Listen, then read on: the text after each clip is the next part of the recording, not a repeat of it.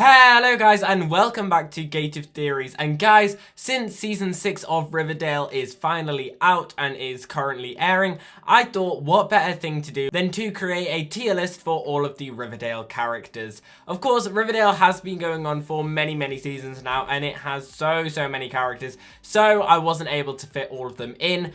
But it's just going to be the main characters who are going to be in this list, and I think it'll be interesting to see where they go. And if you want to check out this tier list for yourself, there'll be a link down below in the description for you to go and check it out, and then you can do it and tag us on your social medias and we will be sure to get back to you. But before we go any further, please make sure that you click that red subscribe button down below and have your notifications turned on so that you get notified every time we make any brand new videos. And of course, this is my very own opinion. You guys will probably disagree with me, so make sure you let me know down below in the comments where you would rate your very own characters on your very own tier list. And anyway, let's get on with the video. So here we are, and it's just the basic tiers, and I'm gonna put this as a warning there. The characters in Riverdale, yes, sometimes they can be amazing and like you absolutely love them, but I think for absolutely every single character, there are occasions where you cannot stand them. And I can think of occasions for every single one of these characters down here where they have really highs, but they also have really low lows. So even if they do go in the S tier, it's not going to be like, oh, they're absolutely amazing all the time. It's going to be like, they're amazing 90% of the time, but every character in this list, I'm not even gonna lie, will have bits that really annoy me. So I've decided to do it in alphabetical order, and let's just begin with Alice Cooper.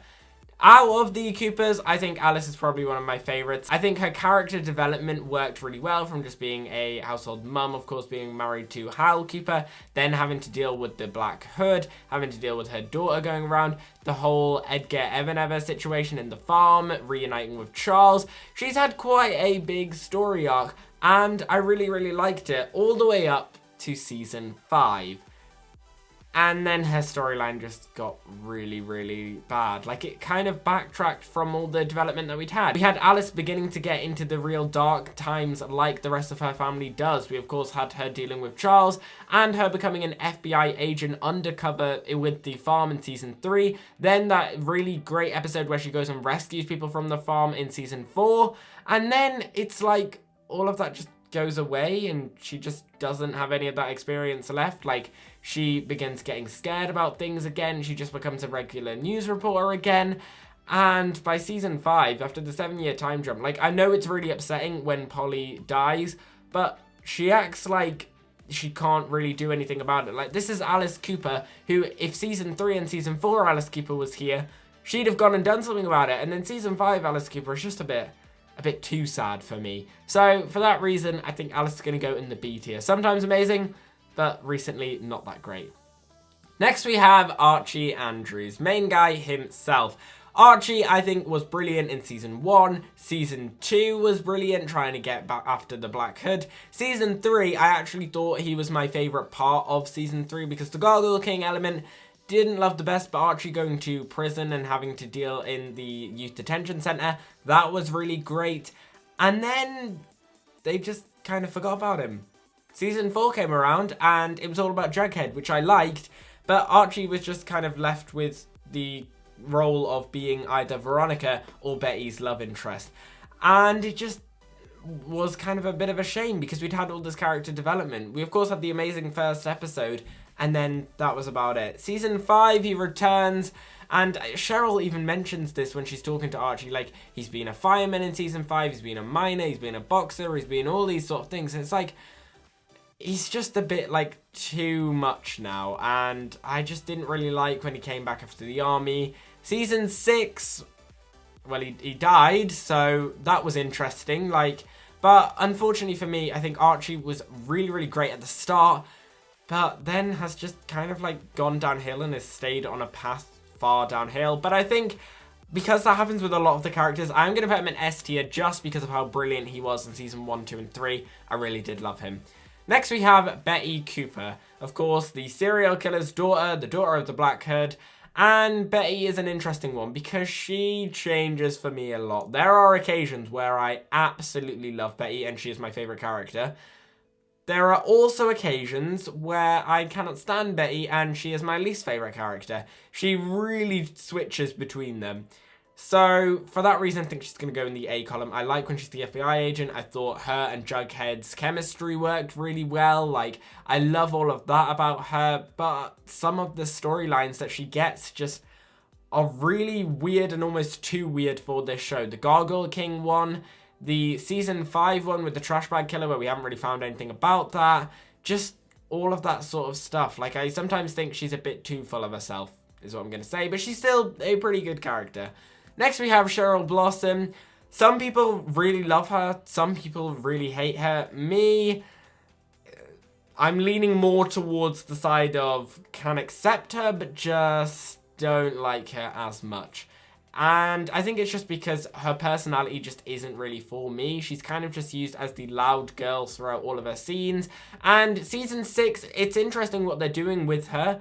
But I think just what she's done in season 5 and season 6 is just a bit not really for me. So for that reason, I think she's going to go in the B column. Like, I'd never put her in S or A because she annoys me too much most of the times. Next we have Fangs. I'm not sure why they've brought him as a main character. Like, I liked him when he was with Sweet Pea and Tony as kind of like side characters in The Serpents and was kind of like following Jughead's lead. When they brought him into season 5 as a proper main character, he was fine, but just hasn't really done much. Like, I like him when he's on screen, but he's not really left that much of a big impact on me, and I'm not sure whether he will. So, I think he's going to go in the C tier.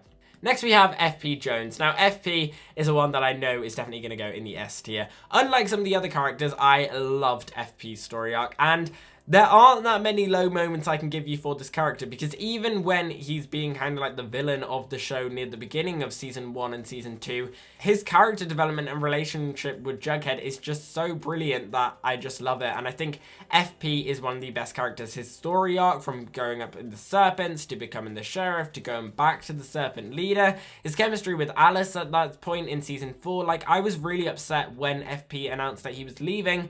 And it's a shame because season 5 just wasn't the same without him. And for me, season 5 is probably my least favourite season. So I do hope that one day he returns, because I thought he was a really great character with some really great character development and was brutal when he needed to be. Like when he's the Serpent leader, he doesn't step back. So I like that about him.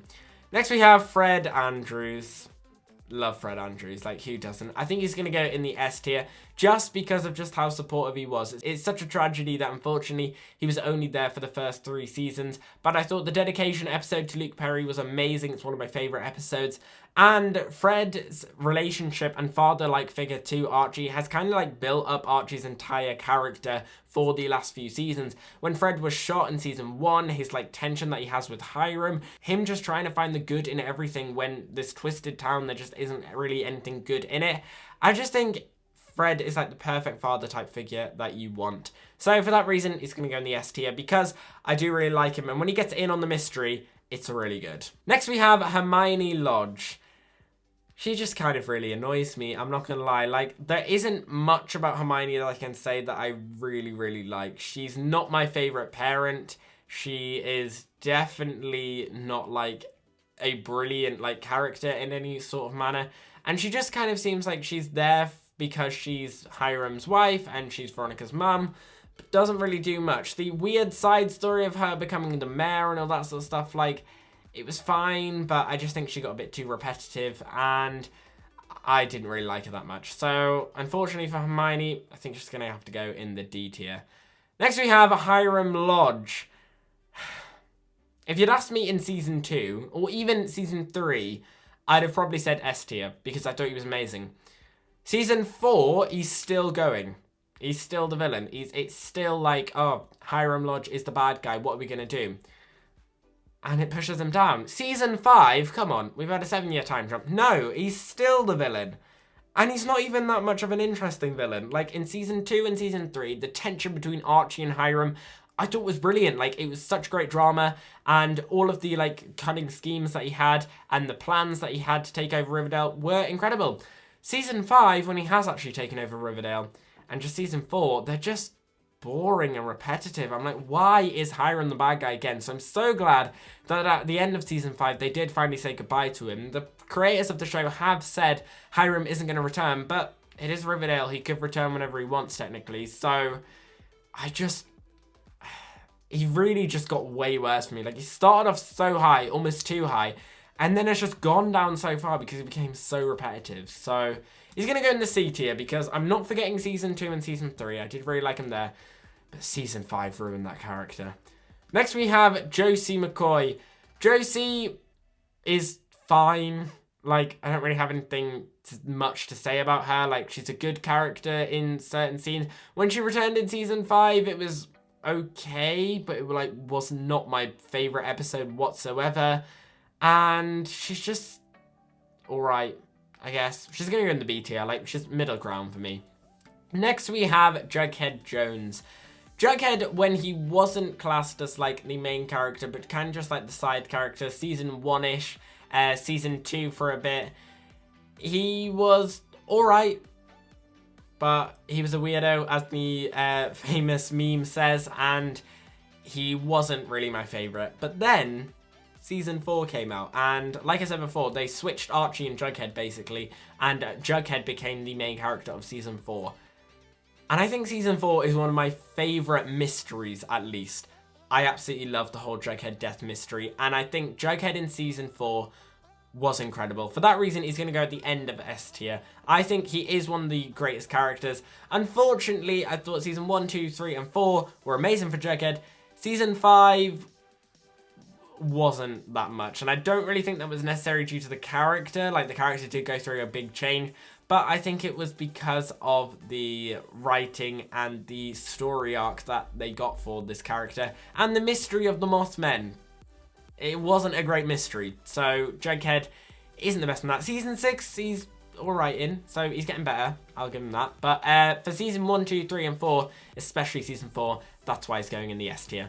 Kevin Keller, I dislike. He's going in the D column. He's just really annoying.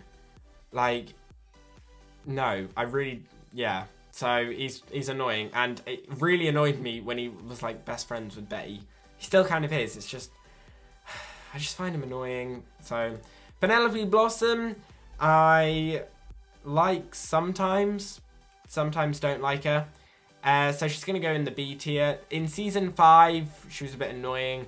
Season 1 was a bit annoying. Season 2 and 3 got a bit better. Season 4, okay. Like, sometimes she's good, sometimes she's bad. She's middle ground.